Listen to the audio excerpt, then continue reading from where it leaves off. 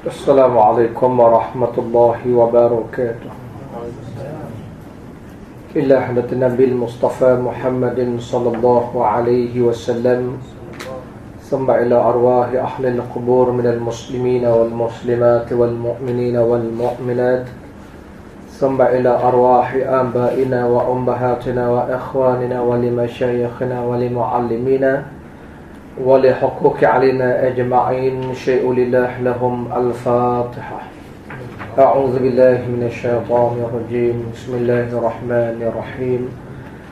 الحمد لله رب العالمين الرحمن الرحيم مالك يوم الدين. إياك نعبد وإياك نستعين. اهدنا الصراط المستقيم صراط الذين أنعمت عليهم غير المغضوب عليهم ولا الضالين. آمين. Alhamdulillahi Rabbil Alamin. Wassalatu wassalamu ala sayyidil anbiya'i wal mursalin, Sayyidina wa maulana Muhammadin wa ala alihi wa ashabihi ajma'in. Allahumma Rabbana syirah lana sudurana. Allahumma ya Allah, lapangkanlah dada kami. Wa yassir lana umurana, dan permudahkanlah segala urusan kami. Wahlul 'uqdatam min lisanina yafqahu qawlana, dan bukalah simpulan lisan kami. Allahumma rabbi zidna ilma. Allahumma ya Allah, tambahilah kepada kami ini ilmu pengetahuan. Warzuqna fahma, dan kurniakan kepada kami kefahaman. Amin ya rabbal alamin. Sidang jamaah, hadirin hadirat, muslimin muslimat yang dirahmati Allah Ta'ala sekalian. Alhamdulillah, segala puji bagi Allah selama-lamanya. Kita dapat bertemu pada hari ini menyambung pengajian kita dalam kitab yang bertajuk Bahrul Mazi, yang disusun oleh Al-Syekh Muhammad Idris Abdul Rauf Al-Marbawi Al-Azhari rahimahullahu ta'ala, syarah kepada Mukhtasar Sahih At-Tirmidzi. Jadi kita masih lagi berada pada tajuk yang bersangkutan dengan qiblat. Bagaimana mula-mula yang disyarakkan qiblat ini dalam sepotong hadis Rasul di muka surat yang kedua, muka surat 77, hadis bab yang ke-21 itu. Walaupun sudah sampai ke muka surat 82 perbincangan kita ini, kita imbas kembali bagaimana hadis ini menceritakan daripada Al-Bara' bin Azib radhiyallahu anhu, bila Rasulullah sallallahu alaihi wasallam sampai ke Madinah, di situlah mulanya baginda Rasul bersolat ke arah Baitul Maqdis, lebih kurang dalam tempoh masa 16 atau 17 bulan. Dipanggil Syekh Rawi. Rawi hadis ini Syekh. Syekh ini bukan kerana kelemahan perawi ini, tetapi dipanggil sebagai cermat mereka dalam meriwayatkan hadis Rasul itu sendiri. Jadi cermatnya mereka sebut 16 atau 17 bulan lamanya Rasulullah menghadap ke arah Baitul Maqdis. Yang telah kita sebutkan dahulu, antara sebab dan faktornya ialah antaranya nak menjinakkan hati Yahudi-Yahudi yang menghuni kota Madinah ketika itu. Yang masa itu kita maklum penghuni Madinah Aus dan Khazraj. Kemudiannya datang Yahudi yang mencari Nabi akhir zaman. Lalu nak mengambil hati Yahudi ini, Rasulullah sallallahu alaihi wasallam berhadap ke arah Baitul Maqdis. Tapi yang nama Yahudi ini memang hatinya keras. Langsung mereka tidak terpikat dengan ajakan Rasulullah, sekalipun sudah digambarkan bagaimana sifat Nabi akhir zaman, dan mereka pun sudah mengenal, bukan tak kenal, mereka kenal. Sebagaimana firman Allah dalam Al-Quran, alladzina atainahumul kitab ya'rifunahu kama ya'rifuna abna'ahum, dan orang yang diberikan kitab itu mereka mengenali Rasulullah bagaimana mereka kenal anak-anak mereka. Tetapi yang menakjubkan, yang beriman adalah Aus dan Khazraj, yang diberikan kitab Taurat, Injil, Yahudi, Nasrani. Yang beriman Yang tak punya kitab itu orang Aus Khazraj. Itulah peringatan kita. Samalah kita hari ni orang Melayu pun diberi Quran, tak percaya Quran, tiba-tiba orang Cina pula nak jalan hukum Quran. Macam? Sekian dimaklumkan lah. Tapi kita bukan Yahudi lah. Tapi kalau perangai macam tu boleh jadi Yahudi juga. Na'udzubillah, melawan kitab Allah Ta'ala. Jadi hadirin hadirat, akhirnya ringkas ceritanya, berpalinglah Rasulullah setelah 16 bulan. Nabi hari-hari duk mengharapkan supaya dipalingkan semula ke arah Baitul Maqdis. Fawalli wajhaka syatral masjidil haram. Maka akhirnya dipalingkan kiblat ke arah Masjidil Haram. Di situ timbul beberapa hukum hakam fiqh bersabit dengan hadis ini. Antaranya telah kita bincangkan, adakah menghadap Baitul Maqdis itu sunnah selama-lamanya? Bolehkah hari ini menghadap Baitul Maqdis? Telah dijawabkan bahawa perintah menghadap Baitul Maqdis itu mansukh, dibatalkan. Di situ timbul hukum dalam fiqh, ada hukum nasakh dan mansukh, ada hukum yang sudah dibatalkan walaupun pernah dilakukan oleh Rasulullah sallallahu alaihi wasallam. Di situlah kita nak memaham hukum, kena dipanggil secara keseluruhan, sebagaimana Rasulullah pernah melarang menziarahi kubur. Satu ketika Rasulullah bersabda, fazurhu, maka ziarahlah. Jadi hukum larangan dipanggil ziarah kubur itu termansuh dengan hadis yang lain. Begitu juga peristiwa ini berlaku bila? Asarkah zuhur, yang telah kita sebutkan dahulu khilaf di kalangan alim ulama fiqh. Kerana datang hadis yang berbagai-bagai riwayat. Di situ kita dapat faham bahawa perbezaan pendapat di kalangan ulama adalah berdasarkan nas yang wujud dalam hadis Rasul. Maka itu perbahasan tentang perbezaan pendapat ini biasa berlaku dalam fiqh.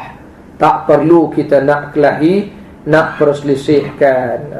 Jadi masalah hari ini, dia saja pegang hadis seolah-olahnya kita tak ada hadis. Itu yang kita jadi marah. Banyaklah benda-benda ni. Lepas bila kata khilaf, maknanya semuanya betul. Hadirin hadirat, jadi kalau semua betul, tak perlu berkelahi. Masuklah dalam bab kita sebut tahlil ke, kenduri arwah ke, apa saja dipanggil dalam benda-benda yang ada khilaf bahas ulama itu. Kemudiannya dalam peristiwa ini berlaku lagi beberapa petunjuk yang dapat kita lihat, antaranya bagaimana jiwa orang Madinah yang sangat mulia. Padahal orang Madinah ini golongan Aus dan Khazraj baru saja memeluk Islam, baru lebih kurang berapa tahun, 2 tahun ke, setahun ke 2 tahun menyertai gerakan Rasulullah sallallahu alaihi wasallam. Kita maklum Rasulullah berada di Mekah 12 ke 13 tahun lama. Orang Madinah ni baru saja menyertai Islam, tapi mereka ni hatinya mulia, imannya teguh, tidak berganjak imannya walaupun dipalingkan kiblat menghadap Baitul Maqdis. Inilah suatu kepujian pada orang Madinah yang pernah dipuji oleh Allah Ta'ala dalam Al-Quran itu. Maka itulah kejayaan hijrah. Bukan saja hebat jiwa orang yang berhijrah, bukan saja hebat strategi Rasulullah, bukan saja di situ adanya pertolongan Allah, tapi antara berjayanya hijrah ini ialah jiwa orang Madinah itu sendiri. Kita dah sebut, ataupun barangkali penceramah lain dah sebut, just imagine yang datang ke Madinah ni Rasulullah, anak kelahiran Mekah. Mereka boleh terima jadi pemimpin orang Mekah. Bukan itu saja, wafat Rasulullah, ganti Sayyidina Abu Bakar pun orang Mekah. Wafat Sayyidina Abu Bakar, ganti Sayyidina Umar, orang Mekah juga. Wafat Sayyidina Umar, ganti Sayyidina Osman, orang Mekah juga. Wafat Sayyidina Osman, ganti Sayyidina Ali. Tak wafat Sayyidina Ali, ganti Sayyidina Muawiyah, orang Mekah. Bayangkan kita yang jadi wakil rakyat Bangla saja. Bangla ada isi boleh undi apa? Masuk calon apa tak boleh. Cik jawab. Macam bagus je. Macam baik. Nak sebut apa dia tuan-tuan hadirin hadirat? Nak sebut boleh tak kita terima Bangla tu? Ingat dasar perjuangan kita yang mustahak itu. Kalau dia bawa hukum Allah, kalau dia perjuangkan agama Allah, tak kiralah Bangla ke, Myanmar ke, Indon ke, yang penting apa yang dia perjuangkan. Ini sikap orang Madinah Al-Munawwarah menerima sahabat-sahabat Makkah yang berhijrah ke Madinah itu. Oh, panjang ceritanya hadirin hadirat. Hebat orang Makkah ni, hebat. Orang Madinah ni hebat juga. Sambung kita hari ini muka surat 82. Lalu timbul daripada hadis ini hukum masalah menghadap 127 itu menghadap kiblat orang celik, bagaimana hukumnya. Kata Imam Asy-Syafi'i dalam kitab maka tiap-tiap orang yang kuasa melihat Baitullahil Haram daripada kalangan orang di Mekah, di dalam masjidnya, Masjid Al-Haram, atau satu rumah daripadanya, atau di tanah lembahnya atau gunungnya, maka tiada memadai sembahyangnya hingga betul-betul menghadap Baitullah, ain Baitullahil Haram itu. Kerana boleh dapat ia membetuli menghadapnya dengan tentu, dengan yakin. Jadi di situ timbul hukum kalau Baitullahil Haram, Kaabah itu depan kita, wajib ni dada kita ni, yang dikatakan fawalli wajhaka syatral masjidil haram itu, tawajjuh itu ialah dada kita. Adapun muka kita ni paling kiblat dalam sembahyang makruh. Yang wajib ni dada kita menghadap Kaabah itu, Ka'batullah, rumah Allah Ta'ala itu. Itu wajib. Maka kalau tak menghadap dada, ini bagi orang yang berada dalam Masjid Haram ataupun sekitar rumah-rumah, hotel-hotel yang ada sekeliling itu, yang boleh nampak Masjid Haram itu. Itu syaratnya. Kalau begitu, yang jauh daripada Masjid Haram tapi berada di sekitar Masjidil Haram, tanah haram itu, dia menghadap kepada masjid itu sendiri, ain masjid itu. Yang jauh luar daripada tanah haram, kita tujukan kepada tanah haram itu sendiri. Waktu hari ni kita berapa ribu kilometer jauh, adakah kita boleh betul hadapkan pada Baitullah kita? Sukar tak? Maka itulah dipanggil ala sabili zon, atas dalam sangkaan dia sekali. Tapi zon ini 3/4 arah yakin. Karena itu nanti akan datang hukum bagaimana kalau masing-masing zon, yang ni rasa sini, yang ni rasa sini, yang ni rasa sini. Hadirin hadirat berjamaah rahmatullah sekalian. 128.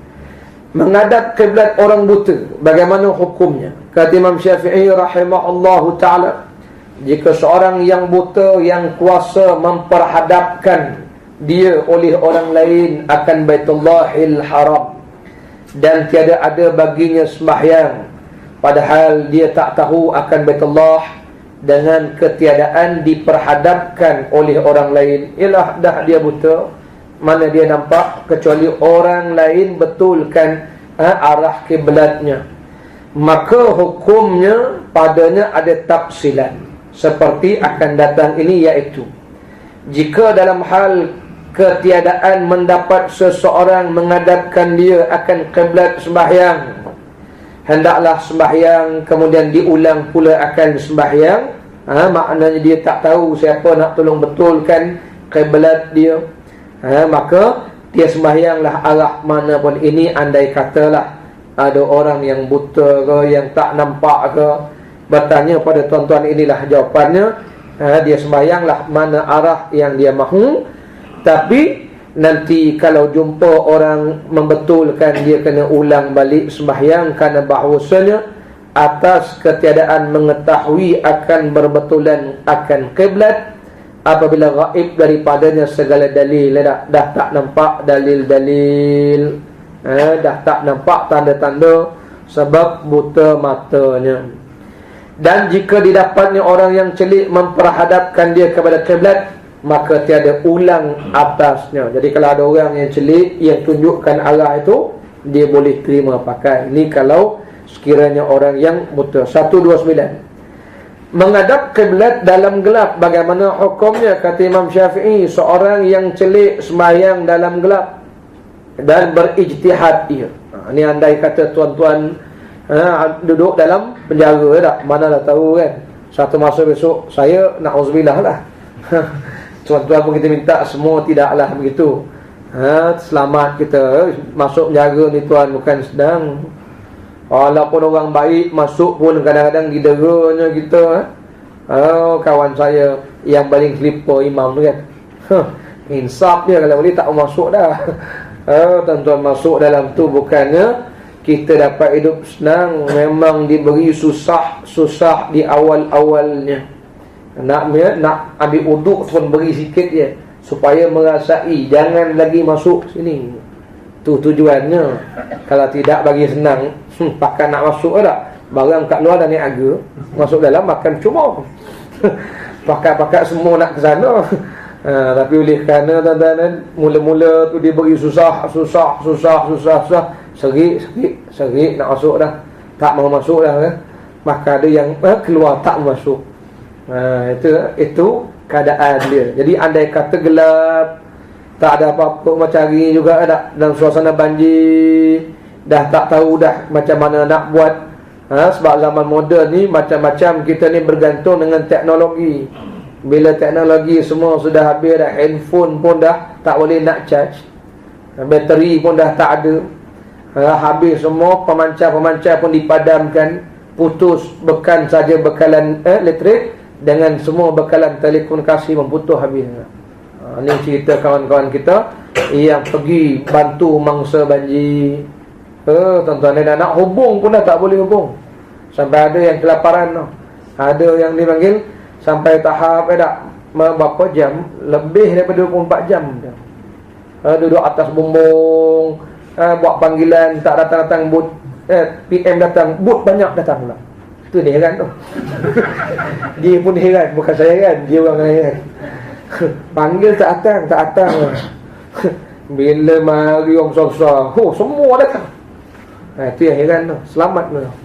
Kalau macam tu eloklah, tak kau besar ni. Jadi macam tu macam mana nak sembahyang tak ada. Dan suasana demikian. Itulah kita belajar waktu susah, waktu senang, untuk beramal waktu susah. Waktu senang ni belajar, waktu susah esok beramal.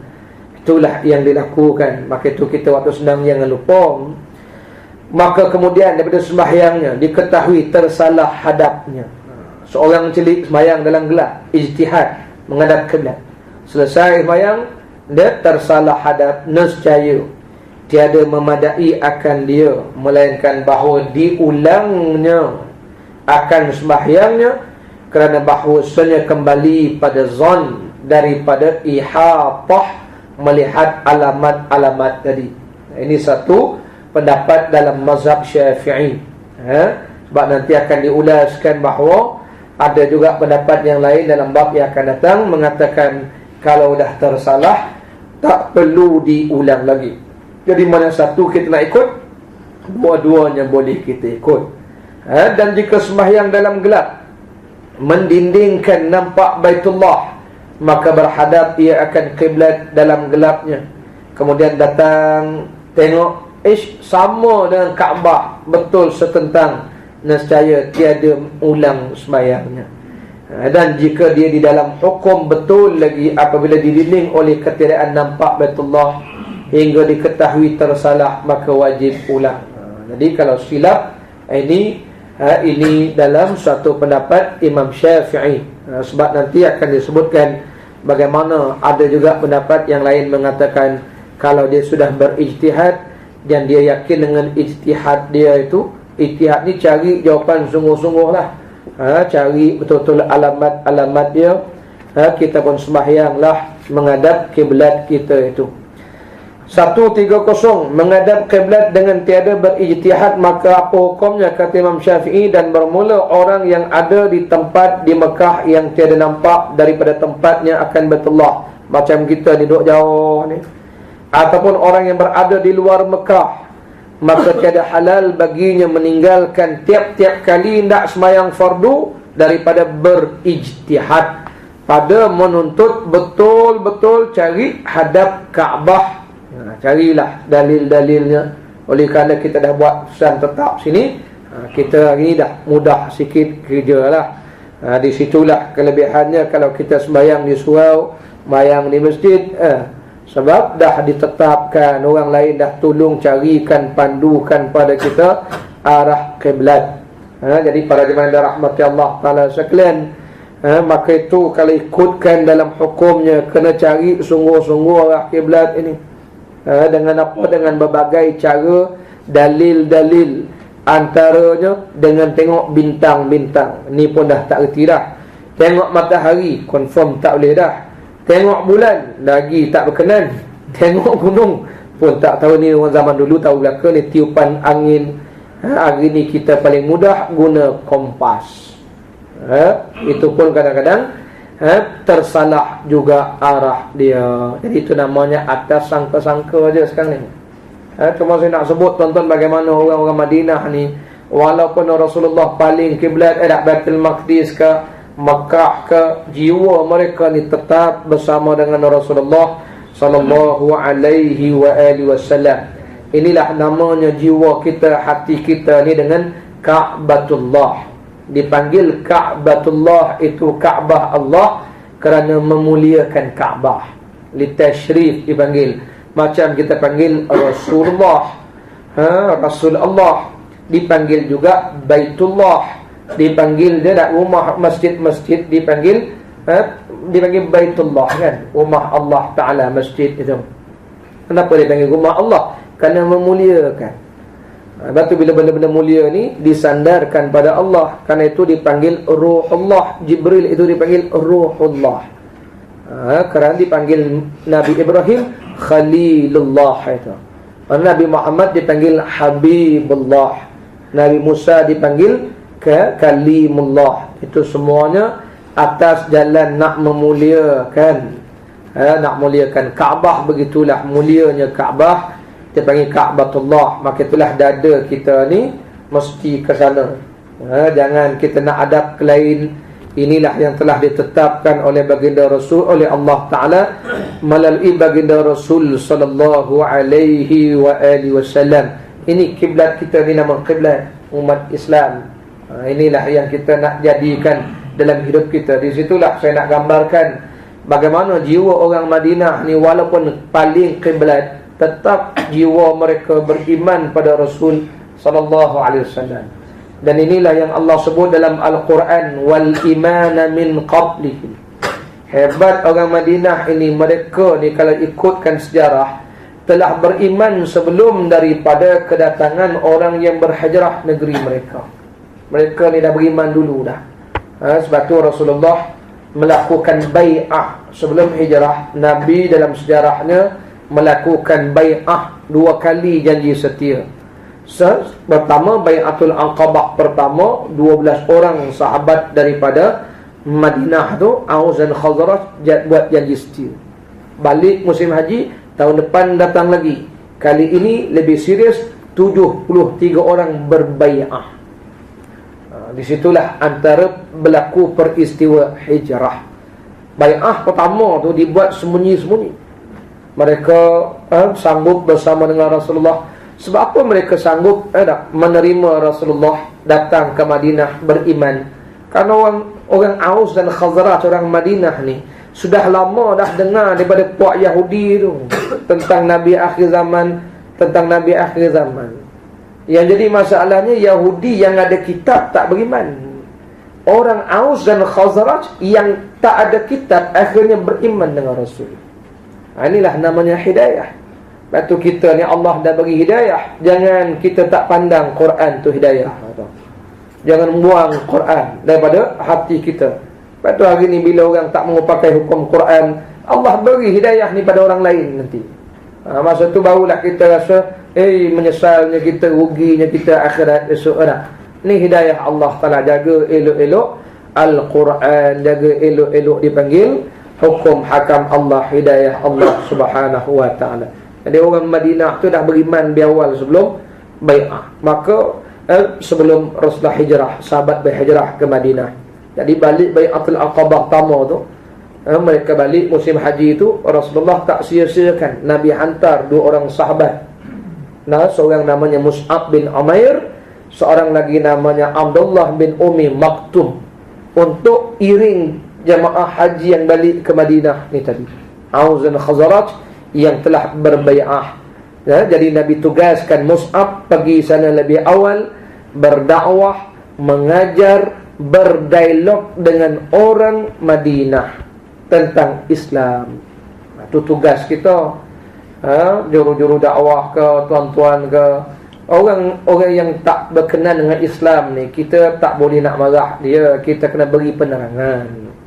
Ya, terutamanya orang bukan Islam. Saya dengar macam-macam cerita. Baru ni adik saya cerita, dekat surau tempat dia orang bukan Islam komen azan subuh. Saya tak belik, tuan-tuan. Kenapa belik orang bukan Islam komen? Itu pasal dia kafir. Faham?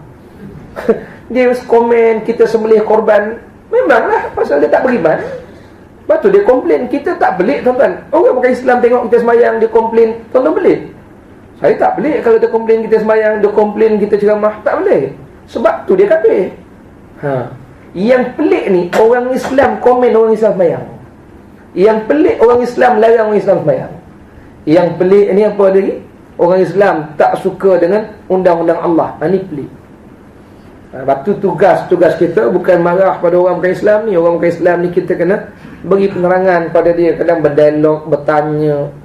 Sebab dia kadang-kadang banyak benda dia tak tahu tentang Islam. Bila diberi penerangan, akhirnya dia tahu dan dia boleh terima. Dia boleh terima. Macam satu cerita, ustaz-ustaz pergi berdakwah dengan tok-tok batin, ajak masuk Islam, berdialog dengan dia. Sekali apa kata tok batin? Kami bukan tak mau terima Islam, ustaz. Habis tu, yang curi petai kami ni orang Islam lah. Dia payah nak terima. Dia tak ada juga. Yang curi duit-duit ni, yang bunuh-bunuh ni, kan orang Islam banyak. Ini. Yang terlibat dengan rasuah pun orang Islam juga.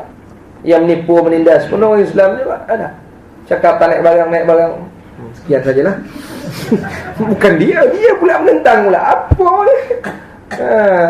Dia sendiri pun tak suka. Tapi yang buat kerja dia siapa? Orang Islam. Lepas tu dia pun heran ada. Lepas tu tuan-tuan dengar, ada dengar dipanggil kuil untuh. Yang dengar bom masjid untuh. Allah, pernah dengar tabung kuil kena curi? Geram ni. Tabung masjid kan curi kita. Itu sebab dia tengok. Kawan saya ingat masa kerja pejabat dulu, budak Melayu kita balik takkan slipper Jumaat kan. Staff kita tanya, apa pasal? Slipper hilang lah. Hilang mana? Jumaat. Wah, dia pun tengok bahaya di Jumaat tu, slipper hilang. Pakai kekayaan balik tu. Kan tak senonoh orang tengok orang Islam kita ni. Elok-elok pergi balik Jumaat, patutnya pergi slipper Jepun, balik slipper krokodil. Betul. Tu ambil slipper orang kata. Pergi slipper Jepun, balik kasut krokodil. Tadi lu pergi slipper, balik krokodil mah. Inilah bagus pergi masjid. Masuk Islam ni, tengok mencuri rupanya. Waliyahzubillah. Allah hadirin hadirat para jamaah yang dirahmati Allah sekalian. Jadi dialog ni mustahak. Itu yang Nabi buat tu. Jadi kita hari ni dengan orang Islam pakai nak katok aja. Nak katok, nak gaduh kerja-kerja. Saya dengan orang Islam ni bukan kita nak marah tuan-tuan. Kadang-kadang kita kena tanya juga, berapa banyak kita ajar dia, berapa banyak penangan kita beri kat dia. Yang kita nak hukumkan dia tu kafir harbi, penentang Islam. Dia tahu ke Islam ni apa? Kita tak pernah ajar dia. Rasulullah sallallahu alaihi wasallam tak buat macam tu. Nabi bagi tahu. Batu mereka dipanggil ummatud dakwah. Kita ni dipanggil ummatul ijabah. Umat ada dua kan? Ummatul dakwah, ummatul ijabah. Ijabah ni maknanya kita sudah menerima ijabah. Mereka ni umat Rasulullah juga. Tuan-tuan yang kata mereka bukan umat Rasul, mereka umat Rasul. Tapi mereka kategori ummatud dakwah, umat yang kita kena ajak dia balik kepada Rasul. Kita sayang dia, kesian dia. Lepas tu bila kita bagi penerangan tuan-tuan, sahabat kita Ustaz Sidikno cerita. Apa dia cerita? Bila beri penerangan hari ini, ada Hindu-Hindu minta buat usrah untuk kami, Ustaz. Hindu minta usrah je. Tuan-tuan tahu usrah benda ni? Dia pula minta nak buka pasti pula dah. Kita pun penengok. Faham tak faham ni? Saya nak sebutnya macam itulah jiwa orang di Madinah itu, kental iman dia. Sebelum datang Rasulullah, bila dia beri penerangan kepada mereka, tuan-tuan ingat mereka boleh terima orang luar nak datang ni. Mula-mula mereka pun tak terima. Maka itulah apabila sebahagiannya sudah beriman, Rasulullah antar Mus'ab bin Umair, Abdullah bin Umi Maktum. Ada penentang-penentang di awal-awalnya. Antara yang menentang ialah As'ad bin Zurarah. Lagi dalam riwayat menyebutkan dia mula-mula tak setuju. Bila dia berjumpa dengan Mus'ab, dia berdialog, dia berbincang, dia bertanya, akhirnya dia terima. Tapi yang tak terima tetap tak terima, macam Abdullah bin Ubay bin Salul. Abdullah bin Ubay ni kepala munafik Madinah tu. Sampai sudah dia tak boleh terima Rasulullah, walaupun dia masuk Islam, tapi dia pura-pura aja. Sebab tu dia panggil Abdullah bin Ubay bin Salul. Bin Salul tu kata ulama nama mak dia tu. Salul tu nama mak dia. Bukan nama tok dia. Abdullah bin Ubay, Abdullah anak lelaki Ubay, bin Salul anak lelaki Salul. Salul tu nama mak dia. Supaya kita ingat, ini memang munafik benar-benar dalam agama tu. Tapi yang orang Madinah yang lain tetap beriman, bersetuju dengan ajakan Rasulullah sallallahu alaihi wasallam, walaupun kiblat berpalingkah, kiblat Baitul Maqdis kah, kiblat Kaabah kah, mereka tetap bersama dengan Rasul. Ini kehebatan jiwa orang yang telah diberi penerangan tentang agama tadi. Jadi itulah kita begitu juga hari ni, orang yang banyak menentang, jangan kita nak katok dia aja. Maka jangan pakai dia panggil nak marah dia, nak jauhkan dia, tidak. Tugas kita ialah dakwah dia, ummatud dakwah, ajak dia, beri penerangan pada dia. Para jemaah yang rahmati Allah sekalian, 131 itu namanya kiblat kita Kaabah tadi. Kiblat kita mesti betul-betul bersama dengan kiblat Rasul, jangan paling. Sehingga bila sebut jangan paling kiblat dengan Rasul ni, dalam suatu riwayat ada diceritakan bagaimana orang Mekah dulu sebut Al-Kiram. Dulu arak-arak ni, Al-Kiram ni arak-arak yang dipanggil, dijadikan satu arak, diberi nama Kiram. Sedangkan dalam bahasa Arab, Kiram ini dipanggil, Rasulullah bersabda, innamal kiram qalbul mu'min. Kemuliaan ni, kiram ni dalam bahasa Arab benda mulia. Allah Ta'ala bersifat karimun, mulia, maha mulia Allah. Jadi Allah jadikan pada hati kita ada sifat kiram, karim. Kiram maknanya sifat kemuliaan. Jadi Rasulullah bila tengok orang Arab bagi nama arak tu kiram, Nabi bersabda yang kiram, yang mulia ni qalbu mu'min, ya, hati orang beriman yang mulia. Di situ kata para ulama, Rasulullah sallallahu alaihi wasallam antara gaya hidup Nabi, kiblat manusia ni tadi yang sudah salah kiblat, Nabi pusingkan balik, betulkan balik kiblat. Maksudnya masa itu arak tu dianggap mulia. Jadi Rasulullah nak betulkan arak ni bukan benda mulia, yang mulia ni hati orang beriman. Di situ kata para ulama hadis, bagaimana cara Rasulullah nak betulkan kiblat manusia tadi, dengan mengubah nama-nama yang buruk kepada nama yang baik. Letakkan balik benda tak elok ni tetap tak elok, tak boleh bagi nama baik. Sebab itu dulu-dulu apabila ada satu iklan Carlsberg, Guinness Stout kan, sampai kita budak-budak pun menghafal lah Guinness Stout yang lagi naledi tu. Tuan-tuan macam tak menghafal je dulu. Saya menghafal dulu dah, hati terang masa tu. Rupanya Guinness Stout bagus untuk kesihatan anda. Itu dalam otak kita tu seolah-olahnya Guinness Stout ni baik. Ini yang namanya dirasakan benda buruk tu jadi mulia. Rasulullah betulkan balik tak? Rasulullah betulkan balik kiblat umat Islam. Jangan kamu ingat arak ni benda baik. Yang baik ni hati orang beriman je. Di situ namanya psikologi, terma psikologi. Jadi nak betulkan balik. Hari ni begitu juga. Sampaikan manusia kiblatnya dah berpaling sampai Amerika. Apa yang mereka buat semuanya bagus. Hatta seluar jin yang koyak ataupun orang sanggup beli ratus-ratus tu. Imagine, just imagine. Seluar jin koyak jual 200-300 orang beli. Punya taksub manusia ni kiblatnya dah lari dia. Allah hadirin. Tapi bila suruh derma ni kan, semua 200-300 nampak. Itu sebab nak betulkan balik kiblat tu. Nak betulkan, sanggup tak beli jubah sampai 100-200? Oh, mahalnya nak pakai jubah. Sanggup tak beli kopiah atas kepala ni harga sampai 20-30? Oh, mahalnya. RM5 pun cukup lah, Ustaz. Yang penting kita ikhlas. Yang seluruh koyak tu 200-300 boleh lah.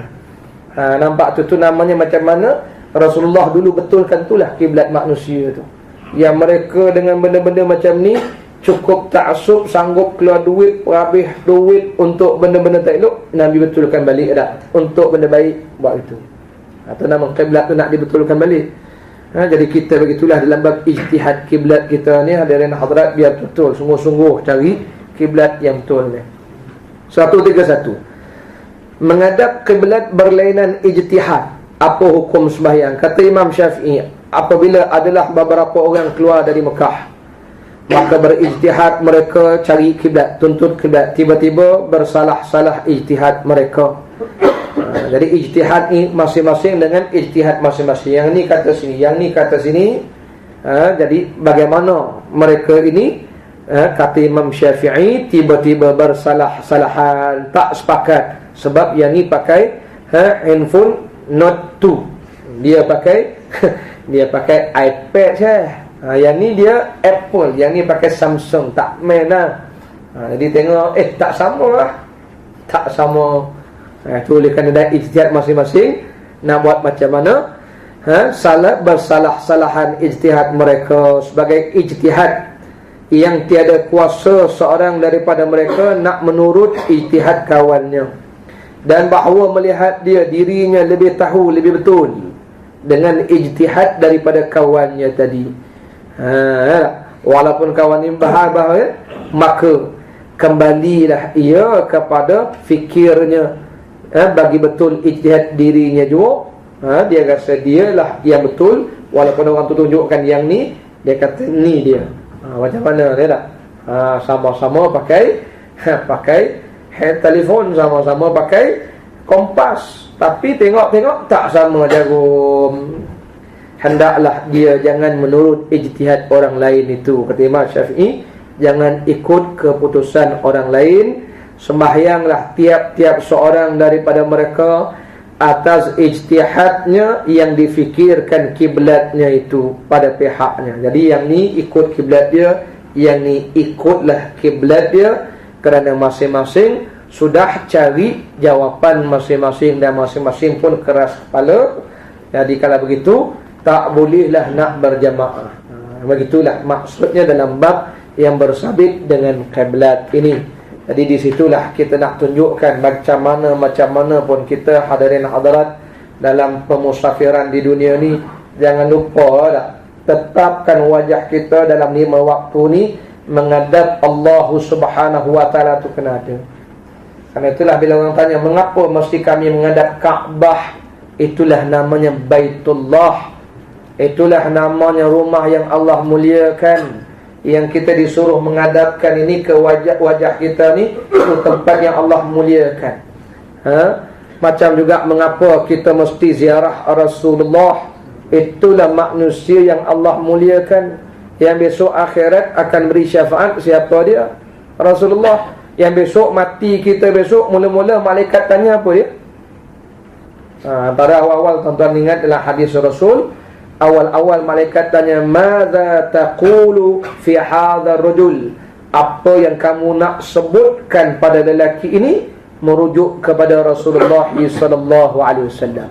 Kalau hati kita tidak muliakan Rasulullah, macam kita tak muliakan Baitullah, bagaimana kita tak muliakan Jibril sebagai Ruhullah, bagaimana kita tak muliakan Nabiullah, macam mana kita tidak mendapat, nak mudah menjawab, ini hadza Muhammad sallallahu alaihi wasallam.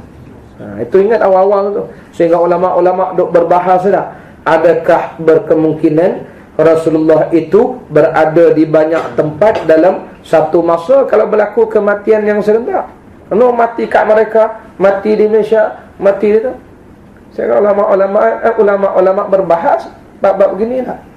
Lalu mereka menjawab, apa pasal Allah tak boleh buat begitu? Tak mustahil.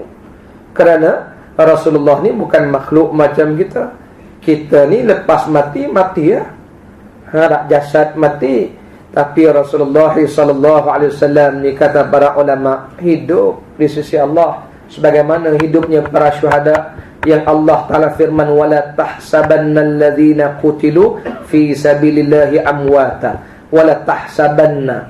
Allah guna kalimah la tahsabanna, jangan kamu fikir, jangan kamu andaikan, jangan kamu ingat, jangan kamu faham yang orang-orang mati syahid ini mati. Dah, bal ahya inda rabbihim, di sisi Allah mereka hidup. Kalau mereka hidup di sisi Allah Ta'ala, dan hidup mereka tu bukan alam dunia, alam barzakh. Alam barzakh ini tuan-tuan bukan macam alam dunia. Alam barzakh ni kita pun tak tahu nak cerita kan. Pagi besok kita tahu. Yang alam barzakh tu Allah beri kemuliaan-kemuliaan yang macam-macam pada orang yang mulia-mulia ni. Lepas tu, adakah mustahil Rasulullah sallallahu alaihi wasallam berada dalam keadaan begini?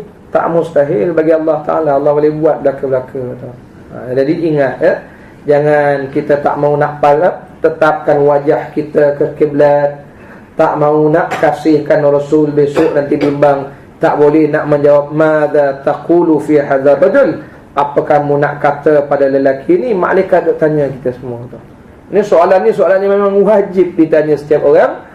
Maka orang yang boleh menjawab mengenal Rasulullah, yang hatinya tadi memang bersama Nabi macam mana yang ditunjukkan oleh orang Madinah itu, sebutlah apa pun tentang Rasulullah, hatinya tetap dengan Rasulullah. Sampaikan tuan-tuan dan hadirin hadirat, orang Madinah ni mulia-mulianya Allah sebut dalam Quran. Hebat orang Madinah ni, Allah sebut dalam surah Al-Hasyr antaranya ayat yang ke-9. Surah Al-Hasyr ayat ke-9 tu Allah puji orang Madinah ini. Antaranya Allah telah menyebutkan bagaimana hebat orang Madinah ini, yuhibbuna man hajara ilaihim, mereka ni cinta orang yang berhijrah ke negeri mereka. Cinta, sayang mereka dengan orang berhijrah, termasuklah sayang mereka pada Rasulullah sallallahu alaihi wasallam. Sehingga tuan-tuan bayangkan dalam peristiwa Bai'atul Aqabah kedua, tahun inilah Bai'atul Aqabah pertama tu, mereka buat perjumpaan sembunyi-sembunyi. Abu Lahab, Abu Jahal tak tahu. Masuk Bai'atul Aqabah kedua tahun yang berikutnya, musim haji tu, jumpa lagi Rasulullah. Kali ini pertemuan ini 73 orang pergi jumpa Nabi. Dikesan pertemuan ini oleh Abu Jahal dan Abu Lahab. Itulah antara sebabnya buat mesyuarat di Darun Nadwah. Apa kita nak buat dengan Muhammad? Orang Madinah sudah terima dia. Itu yang timbul cerita nak halau, nak penjara, nak bunuh Rasulullah itu. Itulah berlakunya peristiwa hijrah. Saya nak sebutkan hebatnya orang Madinah ni tuan-tuan. Mereka tanya Rasulullah sallallahu alaihi wasallam, ya Rasulullah, adakah setelah Tuhan mencapai kemenangan, Tuhan akan kembali ke Mekah, tinggalkan kami di Madinah? Tengok orang Madinah, iman dia. Belum hijrah dah tanya kalau menang macam mana. Yakin Syekh? Kita bukan tak yakin, tak confident. Bukan tak yakin Ustaz. Habis tu tak confident je dengan Islam Ustaz. Orang Madinah ni iman dia kuat, yakin dia dengan Islam. Belum hijrah dah tanya Rasulullah, macam mana kalau menang Tuhan akan tinggalkan kami? Nabi berjanji, saya akan bersama tuan-tuan di Madinah. Di Madinah. Itulah antara sebab kenapa kita lihat maqam Rasul di Madinah Al-Munawwarah, walaupun Rasulullah telah membebaskan Mekah tahun 8 Hijrah. Kenapa Rasulullah dimakamkan di Madinah? Jawapannya tuan-tuan, kerana janji dengan orang Madinah tadi akan terus bersama dengan orang Madinah Al-Munawwarah. Itulah sebabnya kita tengok hari ini mahkamah Rasulullah tetap berada di Madinah. dan hebatnya orang Madinah ini, sehingga Imam Malik mengatakan inilah sebaik-baik bumi Allah Ta'ala di sisi Allah. Kata Imam Malik bin Anas, kalau bumi lain dibuka dengan pedang dan pertumpahan darah, ini bumi Madinah dibuka dengan hijrah dan iman. Tak tumpah darah pun orang buka kota Madinah itu. Itulah mulia Madinah, lebih bekah. Itu mazhab Hanafi, mazhab Maliki. Itulah tahun ni kami tahun depan buat haji, buat umrah, kita tidak nak duduk Madinah 4 hari pula. Sekian, itu bukan iklan, beritahu ya. Bulan 3 biasa kita Madinah 3 hari, Mekah 3 hari. Tahun ni kami buat Madinah 4 hari, Mekah 6 hari saja, supaya kita nak tanamkan cinta Madinah itu. Dan memang Madinah ni ada kemuliaan yang lebih. Malah mazhab Maliki mengatakan, dulu kita bincang, Madinah lebih daripada Mekah. Mazhab Syafi'i kata Mekah lebih daripada Madinah itu. Itu semuanya atas iman dan cinta kita kepada Rasulullah sallallahu alaihi wa alihi wasallam. Wallahu a'lam bissawab. Sekadar itulah, semoga kita bertemu kembali pada masa akan datang. Kalau tuan-tuan ada soalan, saya ingat tuan-tuan boleh tulis, tak letak di sini. Jadi kalau ada soalan di sini, saya boleh ringkaskan dan jawab. Tapi kalau tak ada macam ni, kita jalan terus lah. Wallahu a'lam bissawab. Terima kasih. Dan tadi kita sebutkan, kita lancarkan derma lah untuk kutipan mangsa banjir ini. Ada dan hadrat, mudah-mudahan derma kita membantu mereka yang berada dalam kesusahan. Wallahu a'lam. Tak banyak lah dapat, dalam 20,000 cukup hari ni. Seorang 1,000, 20 orang cukup lah. Boleh. InsyaAllah ta'ala. Sekarang itu saja, kita tangguh tasbih kafarah salatul asar. Subhanakallah.